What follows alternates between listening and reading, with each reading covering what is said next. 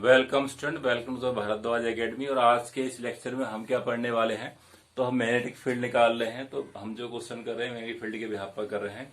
इसको हमने क्या कर रखा है कि लेक्चर से बांटा हुआ है, जिससे क्या हो जाए उसको आप इजीली सेपरेट कर सकते हैं।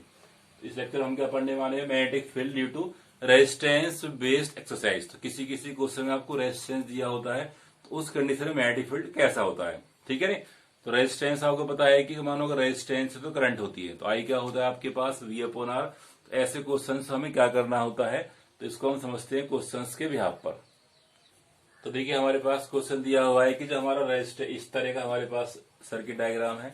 करंट वन यहाँ से एंटर कर रही है और ये हमारे पास क्या सर्कुलर लूप है, और ये क्या है आपका स्ट्रेट वायर बाहर जा रहा है। तो यहाँ पे आपका सेंटर O है, रेडियस का S की R है। अब इसमें क्या दिया हुआ है, जो हमारे पास पॉइंट मार्क है ABCD। तो ABC का resistance of the ABC is twice. जो रेजिस्टेंस है ABC का इस सेगमेंट का वो क्या है, ट्वाइस है, ठीक है। अब देखो दिख रहा है कि यहाँ पे आपने इस सेगमेंट के दो पार्ट कर दिए, मतलब दो पार्ट बढ़ जाता है। तो यहाँ पे जो करंट है हम क्या मानेंगे, लेट वो क्या है आपकी I1 है, और यहाँ पे क्या आ जाएगी ये I2। तो हमारी जो I1 और I2 है वो बढ़ जाती है, I1 I2 क्या है बढ़ जाती है। अब अगर हम कह रहे हैं कि जो आपका ABC का जो रेजिस्टेंस है, ABC का रेजिस्टेंस कितना हो जाएगा, ट्वाइस ऑफ द R। अगर इसका रेजिस्टेंस लेट वन R मान रखा है, और ADC का रेजिस्टेंस कितना आएगा हमारे पास R, कितना आएगा I। तो हम कह सकते हैं जो I आएगा, I जो आएगा I1 क्या आ जाएगा I अपॉन 3, और I2 क्या आएगा हमारे पास, जो हम I2 निकालते हैं, क्या निकालते हैं, तो I2 क्या आ जाएगा हमारे पास, I2 जो आएगा 2I अपॉन 3, 2I अपॉन 3। तो this is the current in segment this and this. तो हमारे पास इतना ही थोड़ा सा क्वेश्चन एक्स्ट्रा होता है कि हमारे पास करंट निकालनी होती है। इसके बाद क्या है हमारे पास सेम क्वेश्चन है, क्या है सेम क्वेश्चन है। हमें क्या निकालना होता है, मैग्नेटिक फील्ड। क्या निकालेंगे, magnetic field due to the coils and half semi circle radius. तो हम कह सकते हैं जो हमारे पास मैग्नेटिक फील्ड निकालते हैं। अब देखो हमने क्या लिखा है, इसको ऊपर लिख लेते हैं कि जो हमारे पास I1 है, I1 कितना आ रहा है I अपॉन 3, और I2 क्या आ रहा है 2I अपॉन 3। अगर इसकी वैल्यू दी जाती है तो आप इसको पुट कर सकते हैं। अब हम क्या निकालेंगे, magnetic field due to semi circular part. तो जो मैग्नेटिक फील्ड होता है सेमी सर्कल की वजह से कितना होता है, me not I upon 2R। ये होता है पूरे सर्कल का, और ये क्या हो जाएगा इसका हाफ, ये क्या हो जाएगा इसका हाफ।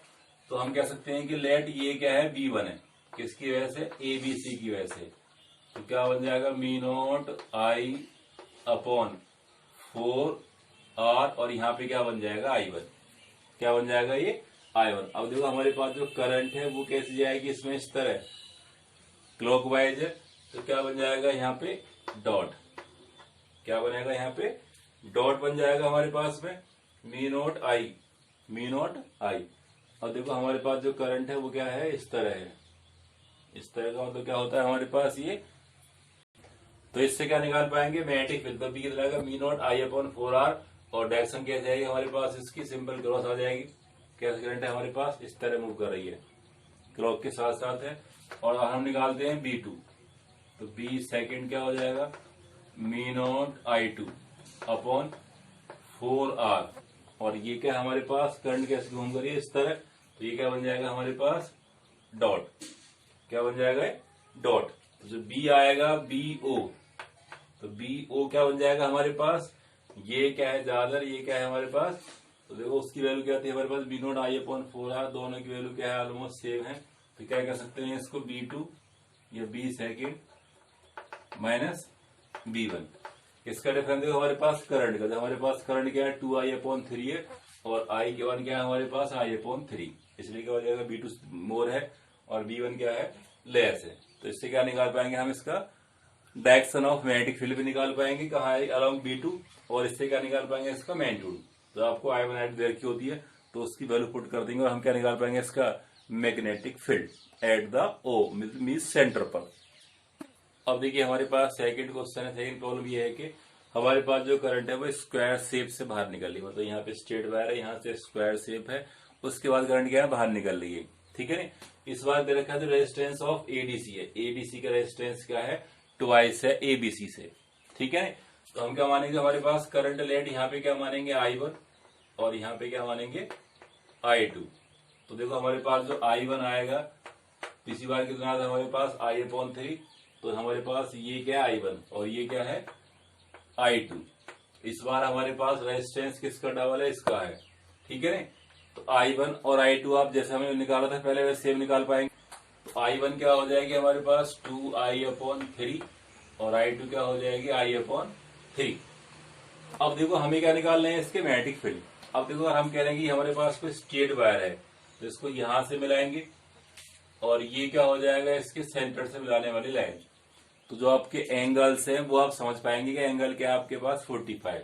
तो ये एंगल क्या हो जाएगा 45 और ये क्या हो जाएगा 45। तो हम निकालेंगे magnetic field due to straight wire. तो क्या होता था μ0 I अपॉन और यहाँ पे कितना था साइन कॉस, तो कॉस θ1 प्लस कॉस θ2, ठीक है। Cos θ1 plus cos θ।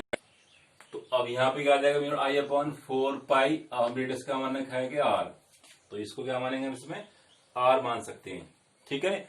अब हमें क्या निकालना है, तो μ0 I1 और आप क्या निकालेंगे इसको I2 के टर्म्स में।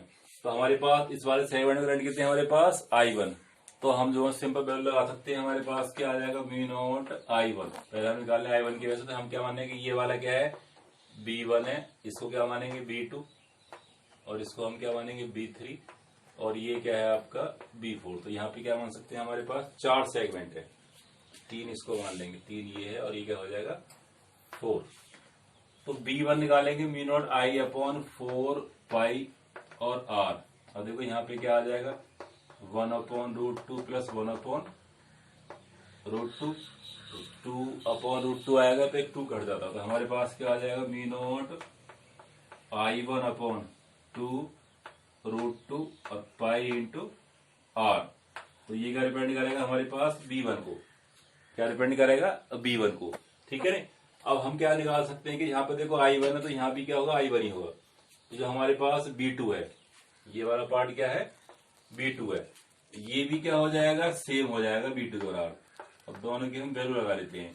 तो μ0 I1 कितना है हमारे पास 2I, तो 2I अपॉन 2√2 पाई R और नीचे क्या आ जाएगा उसका 3। तो 2 हमारे क्या हो जाएगा कैंसिल, तो कितना आ जाएगा μ0 I upon 3√2 pi R, 3√2 pi R।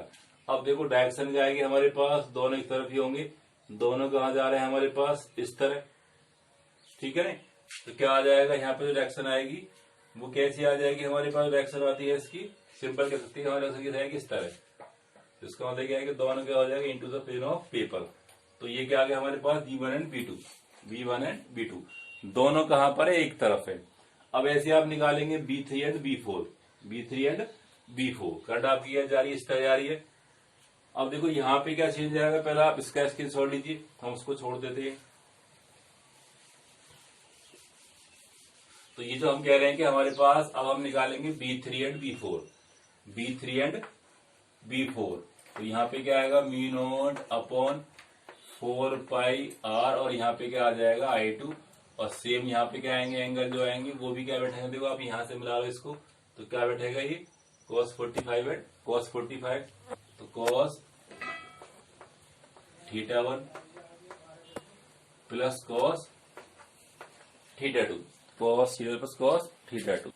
तो जब हम इसकी वैल्यू लगा सकते हैं तो क्या बन जाएगा, सेम हमारे पास आएगा जैसे पहले आया था μ0 I2 अपॉन 4 पाई R और यहाँ पे क्या आ जाएगा 1/2/√2। तो ये क्या बन जाएगा हमारे पास 2√। अब हम क्या लगा देंगे I1 की वैल्यू। तो I2 क्या था हमारे पास, I1 तो हम लगा चुके हैं, तो I2 क्या हमारे पास 2√2 पाई R और यहाँ पे क्या आ जाएगा I/3। ये क्या आएगा B3 और इतना ही कितना आएगा आपके पास B4, इतना ही क्या आएगा आपके पास B4, ठीक है। तो B4 और B3 कहां पर है, एक तरफ है। अब देखो दोनों ही क्वेश्चन में आपके B1 B2 में जो आपकी ये डिस्टेंस जो है, अगर ये डिस्टेंस हमारे पास R है तो अगर हम डिस्टेंस को r मान रखा है, कुछ मान रखा है, तो ये डिस्टेंस क्या हो जाएगी हमारे पास r/2। तो जो हमारे पास r है, अगर हमने इसको a मान रखा है, ठीक है ना, अगर ये r है और इस डिस्टेंस को हमने क्या मान रखा है, a माना हुआ है, तो क्या बन जाएगा μ0/2√2i/3। और यहाँ पे क्या हो जाएगा, इसको हम क्या बोल सकते हैं कि a/2। तो ये क्या डिपेंड करेगा b3, और सेम क्या निकाल पाएंगे इसी को हम b3 एंड b4 में, ठीक है नहीं। अब हमें क्या देखना है कि इन दोनों का नेट रिजल्टेंट क्या होगा। तो नेट का मतलब क्या है कि हमारे पास जो नेट रिजल्टेंट फोर्स है, मैग्नेटिक फील्ड है BO, वो कितना होगा।